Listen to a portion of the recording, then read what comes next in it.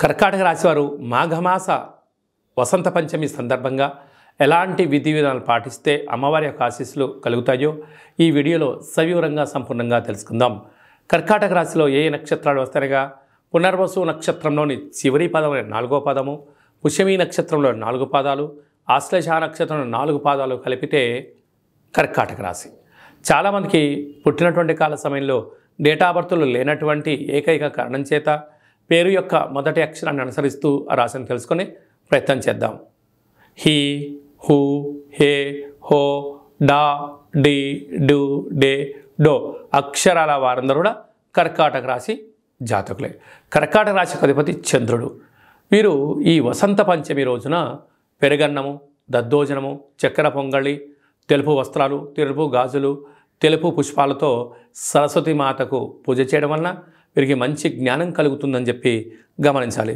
తృతీయంలో కేతు, 6వ స్థానంలో కుజ శుక్ర సంచార స్థితి ఉండడం వలన భూములు, వాహనాలు, బంగారు ఆభరణాలు, షేర్లు, క్రయ విక్రయాలు వీరికి యోగదాయకం అని చెప్పి గమనించాలి. సప్తమంలో రవి బుధ సంచార స్థితి నూతన ఉద్యోగం ప్రయత్నం చేసేవారికి మంచి కాలము, ప్రభుత్వ ఉద్యోగంలో ఉండబడిన వారికి యోగదాయకము, ప్రమోషన్స్, విదేశాన వెళ్ళాలి అనే వారికి యోగదాయకం అని చెప్పి గమనించాలి. అష్టమంలో శని సంచార స్థితి కారణం వలన శనివారం రోజున మీ జన్మ నక్షత్రం రోజున, అష్టమి మంగళవారం రోజున దూరావాయు జల ప్రయాణాలు పెట్టుకోవద్దు. వీలైనంత వరకు మౌనం, ధ్యానం, ఆధ్యాత్మికత మీకు మనశ్శాంతిని ప్రసాదిస్తుందని చెప్పి గమనించాలి.